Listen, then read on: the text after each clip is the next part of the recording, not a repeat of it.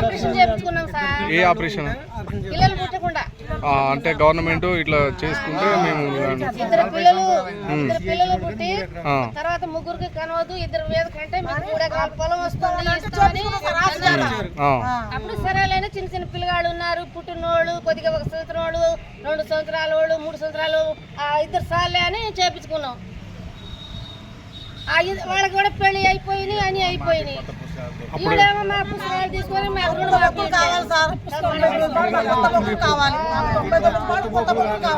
పరిష్కారం అయ్యే వరకు మీకు పట్టాదారు పాస్బుక్లు ఇవ్వరు అని చెప్పేసి రెవెన్యూ అధికారులు చెప్పారు సార్.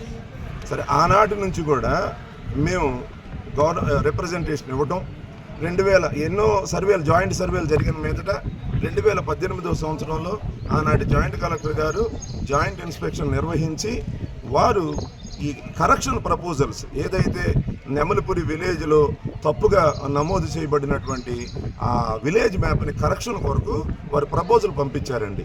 మాది వజనేపల్లి 52వ సర్వే నంబర్ అనేది 1911వ సంవత్సరం నుంచి కూడా ఇది పట్టా భూమి అని నిర్ధారించి ఆ ప్రక్కన ఈ ట్రావర్స్ సర్వే జరిగినటువంటి ఈ విలేజ్కి ఆనుకుని ఉన్నటువంటి నెమలిపురిలో ఉన్న 318వ సర్వే నంబర్ అనేది ట్రావర్స్ సర్వే జరగకపోవడం వలన ఈ పొరపాటు వచ్చిందని వారు ఆ రోజున భావించారండి.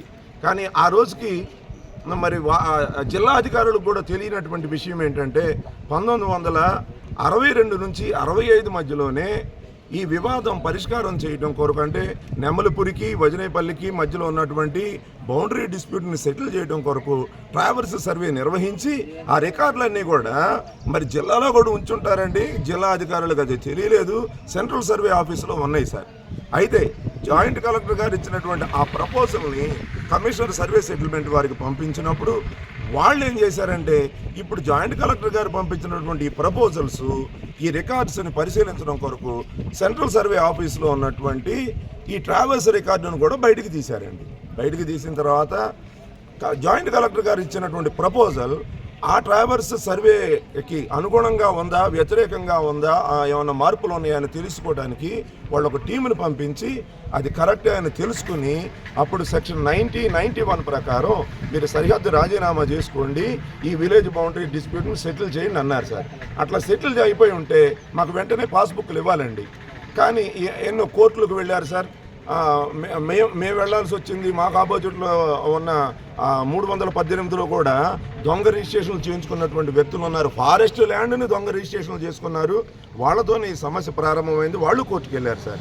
అక్కడ కోర్టులో ఫారెస్ట్ డిపార్ట్మెంట్ వాళ్ళు కూడా మాకేదో వ్యతిరేకంగా మాట్లాడుతున్నామని భ్రమించి వాళ్ళేమో 1967లోనే ఈ బౌండరీ డిస్ప్యూట్ సెటిల్ అయిపోయింది కాబట్టి ఇప్పుడు కొత్తగా ఈ బౌండరీ డిస్ప్యూట్ని సెటిల్ చేయాల్సిన అవసరమే లేదు అని చెప్పేసి వాళ్ళు వాదించారండి. అయినప్పటికీ కూడా మేము దాన్నే పట్టుకుని ఆనాటి కలెక్టర్ గారికి రిప్రజెంటేషన్ ఇచ్చాం.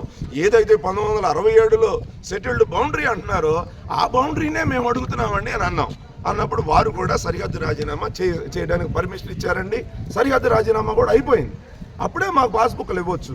కానీ మళ్ళీ అధికారులు ఒకదాని యాడ్ చేస్తూ మీకైతే బౌండరీ సెటిల్ అయింది, కానీ ఆ అవతల ఉన్నటువంటి 318 నెమలిపురి 318లో ఉన్న షేత్వార్లో తప్పుగా నమోదై ఉన్నటువంటి ఆ రికార్డుని యాజ్ పర్ గ్రౌండ్ రికార్డు సరిచేయాలంటే మా స్థాయి సరిపోదు, మరలా మేము పైనుంచి పర్మిషన్ పొందాలన్నారండి. మళ్ళీ కమిషనర్ సర్వే సెటిల్మెంట్ గారికి ఆనాడు ఉన్నటువంటి కలెక్టర్ గారు లెటర్ రాయటం, దానికి అక్కడ సర్వే సెటిల్మెంట్ కమిషనర్ గారు తిరిగి జవాబుగా వారి అనుమతిని ఇవ్వడం జరిగింది సార్. ఇది 2023 7వ తారీఖున 11వ తారీఖున ఆ లెటర్ వీళ్ళకి అందిందండి.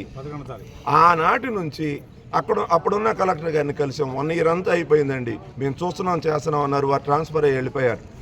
ఆ లోపల జేసీ గారికి అప్పగించారండి. జేసీ గారి రికార్డు అంతా పరిశీలించి నోట్ ఫైల్ కూడా సిద్ధపరిచారు. సార్ మాకు పట్టాదారు పాస్బుక్లు కావాలి సార్. మా భూముల మీద ఎటువంటి ట్రాన్సాక్షన్ చేసుకోవడానికైనా మా హక్కులు పునరుద్ధరించబడాలి సార్. ధరణిలో జరిగిన తప్పుని ఇప్పుడు భూభారతిలో దాన్ని సరిచేసి మా పట్టాదారు పాస్బుక్లు మాకు ఇవ్వాలి సార్. పొలాలకి పట్టాలు ఇచ్చారు, దానికి లోన్లు ఇచ్చారు, అప్పులు తెచ్చుకున్నాం, మళ్ళీ తీర్చుకున్నాం, మళ్ళీ 2 బ్యాంకుల్లో కూడా ఇచ్చారు, ఊళ్ళో బ్యాంకుకి ఇంకా పెద్ద బ్యాంకుకి. ఆ బుక్కులు ఇప్పుడు ఒక్కొక్కటి దీంట్లో 2 ఉంటే ఒకటి తీసుకున్నారు ఇక్కడ కలెక్టర్ గారు. మళ్ళీ అది ఏదో భూమిలో ఏదో చేసి మీకు కొత్త ఇస్తామని ఈ ఒక్కొక్కటి మా చేతిలో ఉండిపోయినాయి. దీనికి తీసుకొని పోతుంటే ఏ బ్యాంకులో పోయినా ఎక్కడికి పోయినా మాకేం రావట్లేదు సార్. పొలం దున్నుకోవాలన్నా లేదు, పెట్టుబడి పెట్టుకోవాలన్నా లేదు, రుణమాఫీ లేదు, ఏమి లేదు. ఈ బుక్కుల కోసం తిరిగి ఇప్పుడు దాదాపుగా 5-6 సంవత్సరాల నుంచి ఇప్పుడు తిరుగుతున్నాం సార్. దీంట్లో తిరిగిన వాళ్ళు మొత్తం పోయారు, ఒక 5-6 మిగిలిపోయినాం. ఆపరేషన్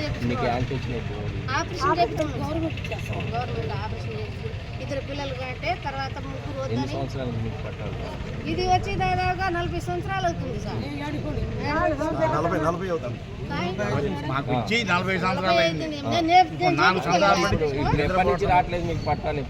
ఇప్పుడు ఇది 5 సంవత్సరాలు సార్. ఇప్పుడు కేసీఆర్ గారు రావట్లేదు.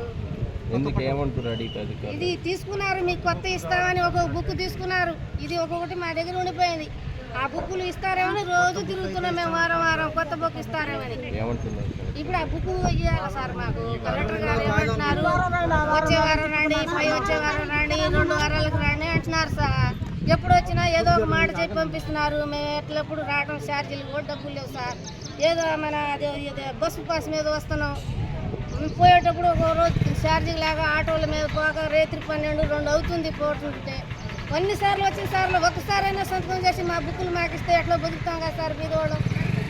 అది మేము కోరుతున్నాం సార్, ఏం చెప్పట్లేదు. రుణమాఫీలు కూడా ఇస్తున్నారు సార్ మాకు. దాని మీద కొత్త పుస్తకాలు వస్తే రుణం ఇస్తామన్నారు. కొత్త ఇస్తే మీ బుక్కులు ఉంటే ఆ బుక్ తీసుకొని మళ్ళీ మీకు అప్పు ఇస్తాం. ఆ బుక్కులు చూసి మీకు అప్పు ఇస్తాం. మళ్ళీ దానికి పెట్టుకొని సాగు చేసుకొని ఏదో చిన్నగా వచ్చి చేతనైతే పత్తి జొన్ను కందు ఏదో మా చేతనైంది మేము వేసుకుంటాం సార్. అది కలెక్టర్ గారు దయ చూపాలని రోజు వస్తున్నాం, పోతున్నాం, వారం వస్తున్నాం. దాదాపుగా ఇప్పుడు కేసీఆర్ నుంచి అప్పుడు నుంచి వస్తున్నాం.